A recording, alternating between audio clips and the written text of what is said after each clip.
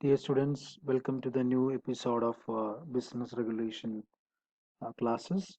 In the last class, we were discussing the capacity of parties to enter into a contract. ഒരു കോൺട്രാക്റ്റിൽ ഏർപ്പെടുന്നതിന് ഉള്ള നിയമപരമായിട്ടുള്ള യോഗ്യതകളെക്കുറിച്ച് ആണ് നമ്മൾ കഴിഞ്ഞ ക്ലാസ്സുകളിൽ പറഞ്ഞുകൊണ്ടിരുന്നത്. ഈ ക്ലാസ്സിൽ നമ്മൾ ഡിസ്കസ് ചെയ്യുന്നത് അതിൻ്റെ കണ്ടിന്യൂഷൻ ആയിട്ട് തന്നെയാണ്. നമ്മളിന്ന് പറയുന്നത് ഒന്നാമതായിട്ട് നമ്മൾ പറഞ്ഞു മൈനർ എന്ന് പറയുന്ന വ്യക്തിക്ക് ഒരു കോൺട്രാക്റ്റിൽ ഏർപ്പെടുന്നതിനുള്ള യോഗ്യതയില്ല എന്ന് നമ്മൾ ഇന്നലെ പറഞ്ഞു. അതുകൊണ്ടുണ്ടാകുന്ന കോൺസിക്വൻസസിനെ കുറിച്ചും ഇന്നലെ നമ്മൾ ക്ലാസ്സുകൾ ഡിസ്കസ് ചെയ്തിരുന്നു. അത് കേൾക്കാത്തവർക്ക് ആ ക്ലാസ്സുകൾ കൂടെ കേൾക്കണം എന്ന് ഈ സമയത്ത് ഓർമ്മിപ്പിക്കുന്നു. രണ്ടാമതായി നമ്മൾ ഇന്ന് ഡിസ്കസ് ചെയ്യുന്നത് കോൺട്രാക്ച്വൽ കപ്പാസിറ്റി ഇല്ലാത്ത വ്യക്തികൾ എന്ന് പറയുന്നത് പേഴ്സൺസ് ഓഫ് അൺസൗണ്ട് മൈൻഡ് എന്ന് പറയുന്നവരാണ്. നിയമപരമായി ഇവർക്ക് ഒരു കോൺട്രാക്റ്റിൽ ഏർപ്പെടുന്നതിന് ധാരാളം അയോഗ്യതകൾ ഇന്ത്യൻ കോൺട്രാക്ട് ആക്ടിൽ വിവക്ഷിക്കുന്നുണ്ട്. അതിനെക്കുറിച്ചാണ് ഇന്നത്തെ സെഷനിൽ നമ്മൾ പൂർണ്ണമായും പറയാൻ ആഗ്രഹിക്കുന്നത്. ഒന്നാമതായി എന്താണ് ഇതുകൊണ്ട് ഉദ്ദേശിക്കുന്നത്? As per section 11 of Indian contract act, for a valid contract each party to the contract must have a sound mind. Sound mind ഉള്ള വ്യക്തികൾക്ക് മാത്രമേ കോൺട്രാക്റ്റിൽ ഏർപ്പെടാനായിട്ട് കഴിയുകയുള്ളൂ. ഒരു പൂർണ്ണമായ മനസ്സ് അല്ലെങ്കിൽ കൃത്യമായ കാര്യങ്ങൾ ഗ്രഹിക്കുന്നതിനുള്ള കഴിവ് ഉള്ള വ്യക്തികൾക്ക് മാത്രമേ കോൺട്രാക്റ്റിൽ ഏർപ്പെടുന്നതിന് കഴിയുകയുള്ളൂ. കാരണം കോൺട്രാക്റ്റിന്റെ ഏറ്റവും പ്രധാനപ്പെട്ട എസെൻഷ്യൽസിൽ ഒന്നാണ് കൺസെൻസസ് അഡൈഡം അല്ലെങ്കിൽ ഐഡന്റിറ്റി ഓഫ് മൈൻഡ്സ് എന്ന് പറയുന്നത്. കോൺട്രാക്റ്റിൽ പറയുന്ന കാര്യങ്ങളെക്കുറിച്ച് ഒരേ രീതിയിൽ ഒരേ അർത്ഥത്തിൽ ഗ്രഹിക്കുന്നതിനുള്ള കഴിവ് കോൺട്രാക്ച്വൽ പാർട്ടീസിന് ഉണ്ടായിരിക്കണം. ഇല്ല എങ്കിൽ അവിടെ വെച്ച് തന്നെ ആ കോൺട്രാക്റ്റ് വോയിഡ് ആണെന്ന് നമുക്ക് പറയാൻ കഴിയും. അപ്പം അത്തരം ഒരു സാഹചര്യത്തിൽ അൺസൗണ്ടഡ് മൈൻഡഡ് ആയിട്ടുള്ള ആളുകൾക്ക് ഒരു കാരണവശാലും ഒരു കോൺട്രാക്റ്റിൽ ഏർപ്പെടാനായിട്ട് കഴിയുകയില്ല. Contracts made by persons of unsound mind are void.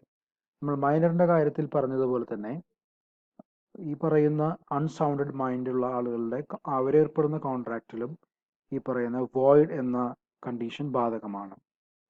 The reason is that the contract requires assent of two minds, but a person of unsound mind has nothing which the law recognized as a mind.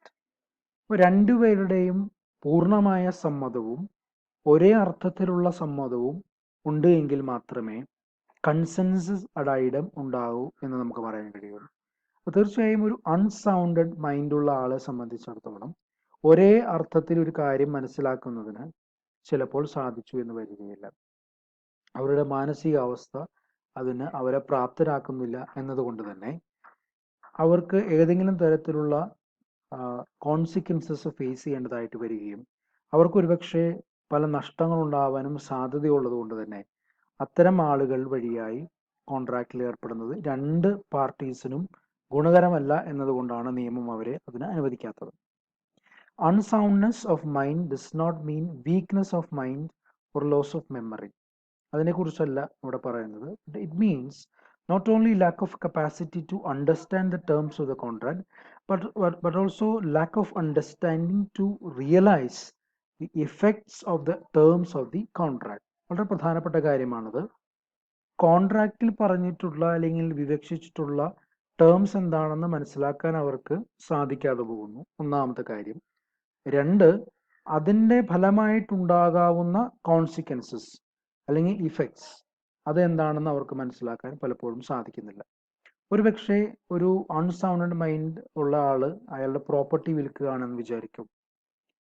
അയാൾക്ക് ആ പ്രോപ്പർട്ടിക്ക് മാർക്കറ്റിൽ ഒരുപക്ഷെ ഒരു സെന്റിന് 10 ലക്ഷം രൂപ വിലയുള്ള ഒരു സ്ഥലമായിരിക്കാം.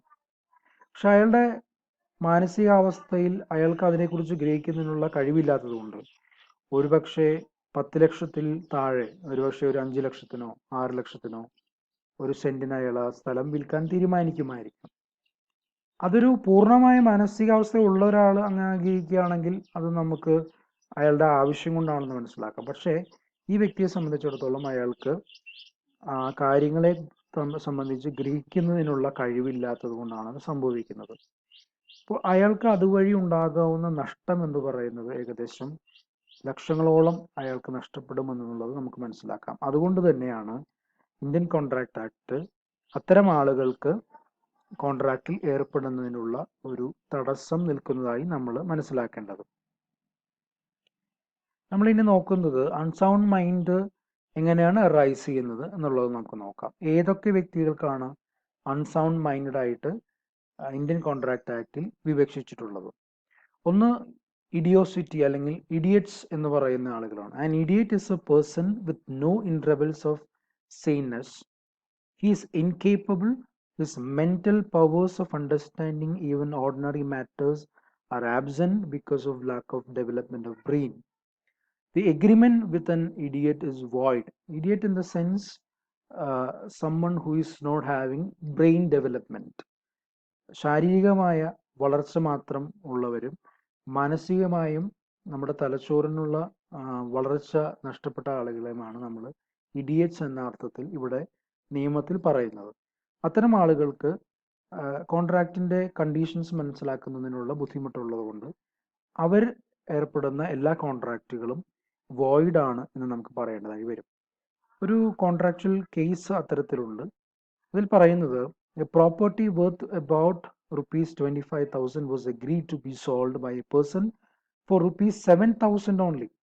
His mother proved that he was a cognitional idiot, incapable of understanding the transaction. The sale was held to be void. 25,000 രൂപ വില വരുന്ന ഒരു സ്ഥലം, ഇത് 1957 നടക്കുന്ന കാര്യമാണ്. അത് വെറും 7,000 രൂപയ്ക്ക് അയാൾ കൊടുക്കാൻ തീരുമാനിക്കുകയാണ്. അയാളുടെ അമ്മ പിന്നീട് അത് കോടതിയിൽ പ്രൂവ് ചെയ്തു, ഇയാൾ ഒരു ഇഡിയറ്റ് ആണ്, ജന്മന അയാൾ മാനസികമായി വളർച്ചയില്ലാത്ത ആളെന്ന നിലയിൽ ഈ കോൺട്രാക്ട് നിലനിൽക്കുകയില്ല എന്ന് തെളിയിച്ചതിന്റെ ഭാഗമായിട്ട് ആ കോൺട്രാക്ട് കോടതി റദ്ദ് ചെയ്തു എന്ന് നമുക്ക് കാണാനായിട്ട് സാധിക്കുന്നു. അപ്പോൾ തീർച്ചയായും ഇത്തരം പ്രോബ്ലംസ് അനുഭവിക്കുന്നവരെ സംബന്ധിച്ചിടത്തോളം അവർക്ക് ഇതിന്റെ കോൺസിക്വൻസസ് അറിയാത്തത് കൊണ്ട് കോൺട്രാക്റ്റിൽ ഏർപ്പെടുന്നതിനുള്ള തടസ്സം ധാരാളമായിട്ടുണ്ട്. ഒന്നാമതായി ഇഡിയറ്റ് എന്ന് പറയുന്ന ആളെ സംബന്ധിച്ച് കോൺട്രാക്റ്റിൽ ഏർപ്പെടാനായിട്ട് കഴിയുകയില്ല. രണ്ട്, ലുനാസി ഓർ ഇൻസാനിറ്റി എന്ന് പറയുന്നതാണ്. It is a disease of the brain. A lunatic loses the use of his reason due to some mental strain or disease. He may have lucid intervals of sanity. He can enter into a contract during that period when he is of sound mind. ഇഡിയറ്റിൽ നിന്നും വ്യത്യസ്തമായി ഇയാൾക്ക് സംഭവിക്കുന്നത് ഏതെങ്കിലും തരത്തിലുള്ള രോഗത്തിന്റെ അടിസ്ഥാനത്തിൽ അല്ലെങ്കിൽ മറ്റേതെങ്കിലും തരത്തിലുള്ള ശാരീരിക പ്രയാസത്തിന്റെ അടിസ്ഥാനത്തിൽ ചില സമയങ്ങൾ അയാൾക്ക് മെന്റൽ സ്ട്രെയിനോ ഡിപ്രഷനോ അനുഭവിക്കുന്ന ഒരു വ്യക്തിയാണ്. ഒരുപക്ഷെ നിരന്തരമായി അദ്ദേഹം മരുന്ന് കഴിക്കുന്നുണ്ടായിരിക്കാം. അതിന്റെ ഭാഗമായി ചില സമയങ്ങളിൽ അദ്ദേഹത്തിന് സൗണ്ട് മൈൻഡ് തിരിച്ചു കിട്ടുകയും ചെയ്യും. പക്ഷെ ചില അവസരങ്ങളിൽ മാത്രം അദ്ദേഹം അൺസൗണ്ട് മൈൻഡിലേക്ക് പോകും. അദ്ദേഹം സൗണ്ട് മൈൻഡിലായിരിക്കുന്ന കാലഘട്ടത്തിൽ ഒരു കോൺട്രാക്റ്റിൽ ഏർപ്പെടുന്നതിന് തടസ്സങ്ങളില്ല. എന്നാൽ അതേസമയം അദ്ദേഹം ഏതെങ്കിലും തരത്തിൽ മാനസികമായ പ്രയാസങ്ങൾ അനുഭവിക്കുന്ന സമയത്താണെങ്കിൽ കോൺട്രാക്റ്റുമായിട്ട് മുന്നോട്ട് പോകാൻ അദ്ദേഹത്തിന് നിയമപരമായ തടസ്സമുണ്ട്. അടുത്തത് ഡ്രങ്കഡ്നെസ് ആണ്. It produces temporary incapacity till the man is under the effect of intoxication, creating impotence of mind. He stands on the same footing as a lunatic. തീർച്ചയായും മദ്യപാനികൾ എന്ന് പറയുന്ന ഒരു കാറ്റഗറിയാണ് ഇവിടെ കാര്യമായിട്ട് ഉദ്ദേശിച്ചിരിക്കുന്നത്. അവരെ സംബന്ധിച്ചിടത്തോളം ഒരു ടോക്സിക്കേഷൻ അവർക്ക് ഉണ്ടായിട്ടുണ്ട്. ഇൻടോക്സിക്കേഷന്റെ ഭാഗമായിട്ട് അവർക്ക് കുറച്ച് സമയത്തേക്ക് കാര്യങ്ങൾ കൃത്യമായി മനസ്സിലാക്കുന്നതിനുള്ള ഒരു ടെമ്പററി ഇൻകപ്പാസിറ്റിയാണ് ഉണ്ടായിരിക്കുന്നത്. അപ്പം അങ്ങനെയുള്ള വ്യക്തികൾ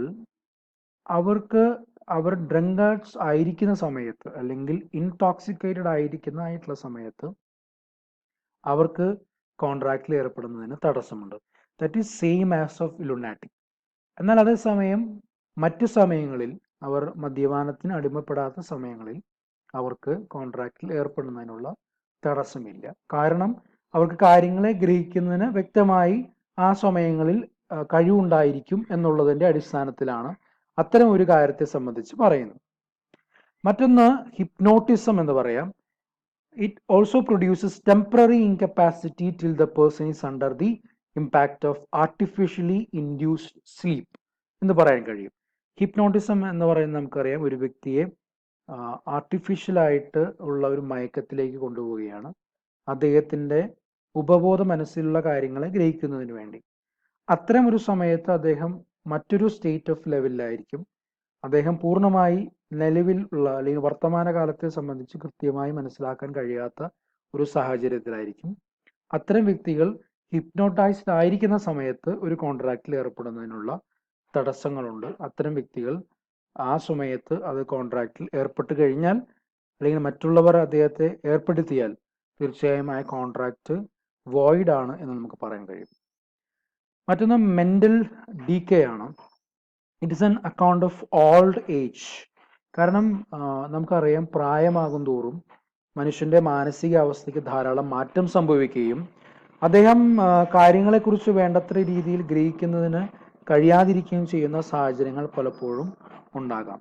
പ്രായം കൂടുന്നതിനനുസരിച്ച് അദ്ദേഹത്തിന്റെ മാനസികാവസ്ഥയിൽ ഉണ്ടാകുന്ന വ്യത്യസ്തതയാണ് നമ്മൾ മെന്റൽ ഡീക്കേ എന്നതുകൊണ്ട് ഉദ്ദേശിക്കുന്നത്. കാര്യങ്ങൾ ഓർത്തുവെക്കുന്നതിനോ കണക്ക് കൂട്ടുന്നതിനോ അല്ലെങ്കിൽ ഗ്രഹിക്കുന്നതിനോ ഉള്ള കപ്പാസിറ്റി നഷ്ടപ്പെടുന്ന ഒരു സാഹചര്യമാണ് മെന്റൽ ഡീക്കേ എന്ന് പറയുന്നത്. ഇത്തരം സാഹചര്യങ്ങളിൽ ഒരു കാരണവശാലും നമ്മളൊരു കോൺട്രാക്റ്റിൽ ഏർപ്പെടാനായിട്ട് കഴിയുകയില്ല എന്ന് നമ്മൾ പറഞ്ഞു. So these are the cases in which we cannot enter into a contract. ഇപ്പൊ നമ്മൾ ഇന്ന് ഡിസ്കസ് ചെയ്ത ടേം എന്ന് പറയുന്നത് പേഴ്സൺ ഓഫ് അൺസൗണ്ട് മൈൻഡ് ആണ്. The person who is not able to enter into a contract due to his incapacity to enter into a contract. അതിൽ നമ്മൾ കൃത്യമായി ആരൊക്കെയാണ് അതിൽ ഏർപ്പെടാൻ കഴിയാത്തതെന്ന് പറഞ്ഞു. ഒന്ന്, ഇഡിയോസിറ്റി ഉള്ളവർ അല്ലെങ്കിൽ ഇഡിയറ്റ്സ് ആയിട്ടുള്ളവർ. രണ്ട്, ലുനാസിറ്റി ഉള്ളവർ അല്ലെങ്കിൽ ഇൻസാനിറ്റി ഉള്ളവർ. മറ്റൊന്ന്, ഡ്രങ്കാർഡ്സ് ആയിട്ടുള്ളവർ, മദ്യപാനത്തിന് അടിമയായിട്ടുള്ളവർ. മൂന്ന്, ഹിപ്നോട്ടൈസ്ഡ് ആയിട്ടുള്ള വ്യക്തികൾ. അതുപോലെ മാനസികമായിട്ട് അവർക്ക് മെന്റൽ ഡീക്കേ സംഭവിച്ചവർ, പ്രായത്തിന്റെ ഭാഗമായിട്ട് മെന്റൽ ഡീക്കേ സംഭവിച്ചുള്ള ആളുകൾ. ഇത്തരം ആളുകൾക്ക് ഒന്നും തന്നെ കോൺട്രാക്റ്റിലെ കണ്ടീഷൻസ് വ്യക്തമായി മനസ്സിലാക്കുന്നതിനുള്ള തടസ്സമുള്ളത് കൊണ്ട് അവരുടെ ഈ സ്റ്റേറ്റ് ഓഫ് മൈൻഡിൽ ഒരു കാരണവശാലും ഒരു കോൺട്രാക്റ്റിൽ ഏർപ്പെടാൻ കഴിയില്ല. അവരുമായി ഏർപ്പെടുന്ന എല്ലാ കോൺട്രാക്റ്റുകളും നിയമപരമായി ഇൻവാലിഡ് ആവുകയും അല്ലെങ്കിൽ വോയിഡായി പരിഗണിക്കപ്പെടുകയും ചെയ്യുമെന്നുള്ളതാണ് നമ്മൾ ഇന്ന് ഡിസ്കസ് ചെയ്ത കാര്യം. എല്ലാവർക്കും ഇത് മനസ്സിലായി എന്ന് വിശ്വസിക്കുന്നു. തുടർന്ന് മറ്റ് സെഷൻസ് നമുക്ക് അടുത്ത ദിവസങ്ങളിൽ നോക്കാം. Thank you for watching. Thank you so much.